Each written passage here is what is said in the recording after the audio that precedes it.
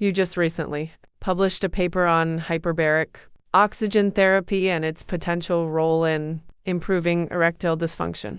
Honestly, I didn't even know this was a thing, but apparently a lot of celebrities are actually buying hyperbaric oxygen chambers for their homes. That surprised me, but it seems there might be real benefits. So, can you explain why this could be helpful? Well, this whole idea really comes from the broader movement in medicine toward regenerative therapies. Think about it. We used to just manage pain with medications like Vicodin, but people don't just want the pain masked anymore.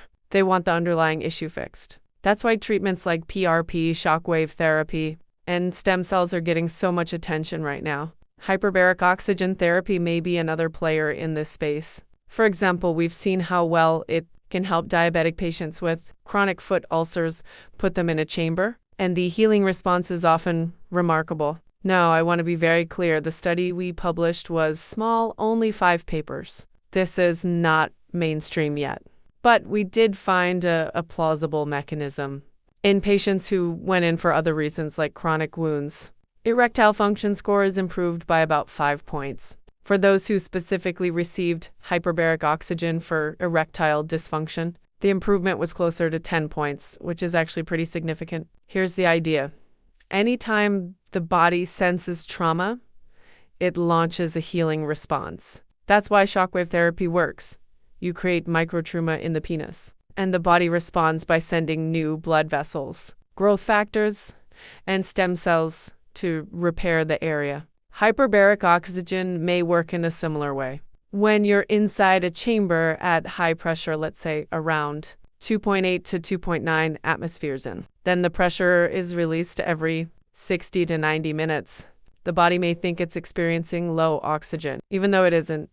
That can trigger the release of growth factors and stimulate tissue repair. The problem is most home-use hyperbaric chambers don't reach those higher pressures. The medical-grade ones are much more powerful, but also very expensive. A hospital-grade monoplace chamber where just one patient goes inside can cost around $1,000. Plus, you need a full oxygen line built into the hospital infrastructure. Some larger clinics, like Aviv, run group chambers, but again, these are big operations. So while hyperbaric oxygen therapy shows promise and may have a real mechanism for improving erectile function, it's still early days. We need much more research before recommending it as a mainstream treatment. Now, here's the thing. It is pricey. Some people will say, well, I bought a home version, but those home chambers only go up to about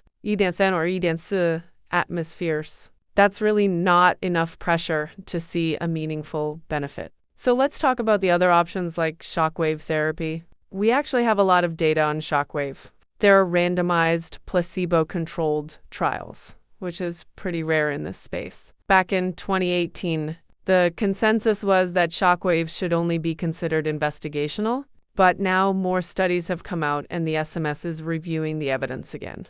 In Europe, they've already added shockwave therapy to their treatment guidelines for erectile dysfunction. Here in the US, it's not yet included in the AWE or SMSA guidelines, but people are looking at the data closely. And honestly, I do think there's a role for it. The key is using the right machine. In my experience, the electrohydraulic and electromagnetic devices are far more effective than the pneumatic machines. Unfortunately, most patients don't know the difference. They just hear the clicking sound, pay their money, and hope it works.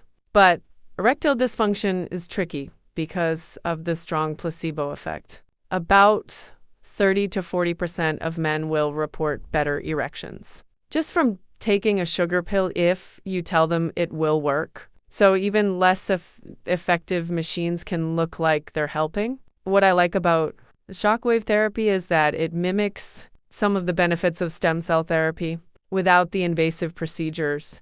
Years ago, we ran the first U.S. stem cell trial for ED. We used liposuction, processed the fat, and injected 37 to 50 million stem cells into the penis. It worked initially, but the results dropped off after 6 to 9 months. It just wasn't sustainable. Couldn't keep bringing patients back for surgery over and over again. And surprisingly, even today, we still don't have a single randomized, placebo-controlled stem cell trial published for ED. That's why Shockwave is so interesting.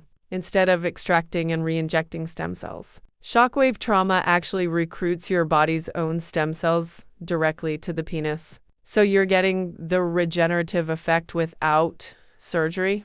Now, does it work for everyone? Not quite, but for men with mild to moderate ED, about 60 to 70% see real improvement. The challenge is durability after 1 to 2 years. Results tend to fade, so patients may need maintenance or booster sessions. Our typical protocol is 1 session per week for 6 weeks or 2 sessions per week for 3 weeks. Then we re-evaluate at 3 months, sometimes again at 6 months, to see if a booster is needed. The most important part is counseling. You can't promise patients this will fix your erections. You have to be honest, it's still considered investigational. And while many men benefit, there's always a chance it won't work.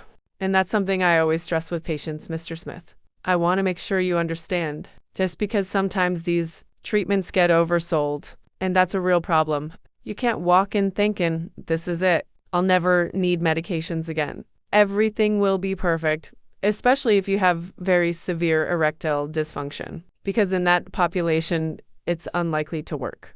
And another key detail, there's a difference between focused shockwave therapy and radial shockwave therapy. To the average person, they look and sound the same, but they're not. If you don't know what you're getting, you could just be paying for an expensive massage that isn't truly therapeutic. Now, beyond erectile dysfunction, there are some really interesting investigational uses for shockwave therapy. For example, our team is currently running the only U.S. clinical trial using shockwave for infertility. Here's how it works. We're taking men who have already failed micro-Ts procedures, basically the last resort sperm retrieval surgeries. For these men, the only remaining options are adoption or donor sperm. In our trial, we apply shockwave directly to the testicles, then follow up with another biopsy to see if we can recover sperm. What's fascinating is that we've seen a significant rise in hydroxyprogesterone, which suggests testicular hormone activity is increasing. Our hope is that this could also improve spermatogenesis, that is, natural sperm production. We've been careful not to include men who are simply oligospermic, low sperm count, because we don't know yet how shockwave might affect them. For now, we're focusing only on men with no sperm production at all, who otherwise have no other options. Other areas being studied include prostatitis, benign prostatic hyperplasia BPH, and even some applications in women for conditions like vestibulitis. Shockwave is also being investigated for Peyronie's disease. It may help with pain, but so far, the published data hasn't been convincing in terms of actually improving penile curvature. That's an important point because there are a lot of bold claims being made out there. So, bottom line, shockwave therapy has a lot of exciting potential uses beyond ED, but at this stage, everything is still investigational. Some applications may pan out, but patients need to understand the reality versus the hype.